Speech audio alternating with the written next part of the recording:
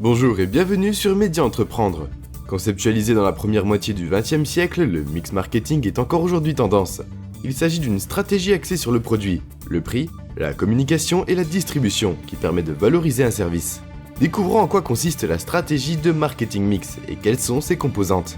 Mais avant ça, n'oubliez pas de vous abonner à la chaîne Média Entreprendre, la chaîne des entrepreneurs à succès, pour ainsi recevoir chaque semaine des conseils sur ces domaines représentant les différentes étapes de la vie d'un entrepreneur à succès. Entreprendre, gérer, se développer, investir et prospérer. Qu'est-ce que le marketing mix ?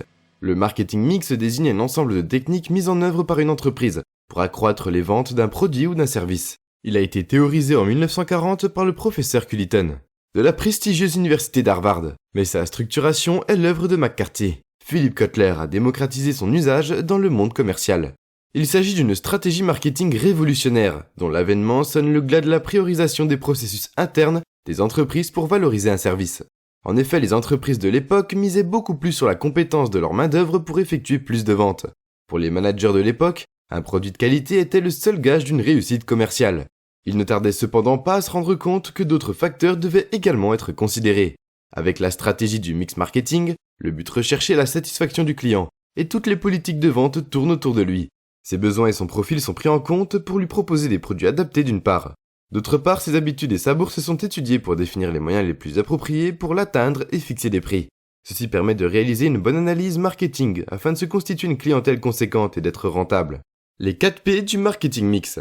Le mix marketing est un ensemble de politiques relatives aux variables produits, prix, place et promotion mises en œuvre pour faire plus de ventes. On parle du concept des 4 P. Toutefois, des variantes ont au fil du temps été élaborées pour répondre aux réalités de certains types de commerce. C'est ainsi que Brittner et Boom ont conceptualisé le modèle des 7 P en 1980. Encore dénommé 4 P marketing mix étendu, y intègre en plus les politiques relatives au processus de vente d'une part. D'autre part, il accorde une place importante à la formation des employés et à la fourniture de preuves garantissant la qualité du service proposé. L'évolution constante du secteur du marketing, qui a connu à un moment le développement de partenariats entre différentes firmes, a conduit à la conceptualisation des 10 P. Cependant, leur usage n'est pas encore assez vulgarisé, et ils font l'objet de nombreuses contestations.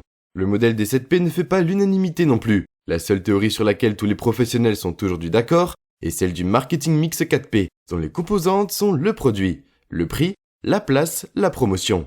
Le produit. Le produit constitue la variable de base du mix marketing. En effet, tous les 3 autres éléments dépendent de lui. Ainsi, une politique relative aux produits mal élaborés est préjudiciable pour la réussite du mix marketing. Elle doit être centrée sur les besoins des consommateurs pour être efficace. Assurément, ces derniers achètent rarement un article du fait de sa nature ou de sa marque. Ils privilégient ses bénéfices et ses fonctions. Ce sont donc ces paramètres que le mix marketing produit doit mettre en avant. Pour peaufiner son offre, l'entrepreneur doit se poser un certain nombre de questions. Quels sont les besoins de la population ? Quel produit est-elle disposée à acheter ? Qu'est-ce qui démarque la présente offre vis-à-vis de la concurrence ? Quels bénéfices tirent les consommateurs de l'exploitation du service ? La réponse à ces questions permettra non seulement de concevoir le produit idéal, mais aussi de le présenter adéquatement au public. Le prix. Le prix est une variable très importante pour la réussite d'un projet. Il a une grande influence sur la rentabilité en impactant le volume des ventes. Il revêt également l'aspect d'un message. En effet, la fixation d'un prix plus élevé que la normale rend compte d'une politique d'écrémage appliquée par une entreprise. De ce fait, elle se constitue une clientèle plus avantageuse et renforce son image de marque. Aussi, est-ce un facteur important pris en compte par le client pour choisir entre 2 marques. Ces dernières l'utilisent alors pour positionner leurs produits sur le marché. Il leur permet par ailleurs d'apprécier l'impact de leur politique commerciale auprès des clients. La détermination du prix de vente idéal passe par la prise en compte d'un certain nombre de paramètres.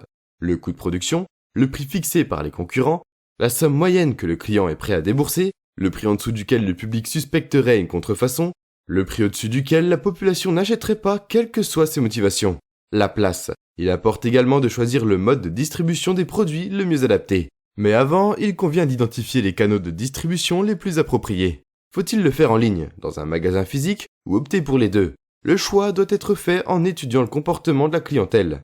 L'élaboration d'une bonne politique de distribution passe par la connaissance des réseaux de distribution disponibles, la stratégie de distribution adoptée par les concurrents, l'appréciation du comportement de la clientèle, la prise en compte des ressources humaines et financières disponibles, la promotion. Le dernier paramètre du marketing mix est la communication. Concrètement, il s'agit de définir une stratégie qui permette à l'entreprise de faire connaître ses services. C'est un facteur clé qui conditionne la rentabilité d'un projet et qui peut être réalisé à travers plusieurs canaux. Il s'agit entre autres de moyens digitaux, des supports physiques et des relations publiques. Quel que soit le canal choisi, les règles d'une promotion réussie sont les mêmes. Le partage d'un message clair et concis, la véracité des informations partagées, la fixation d'objectifs clairs et mesurables, l'association de l'image de marque. On peut employer plusieurs techniques, le storytelling, l'emailing, le networking, le packaging. Pour conclure, le mix marketing permet de disposer d'une stratégie efficace pour valoriser un produit afin de réaliser beaucoup de ventes.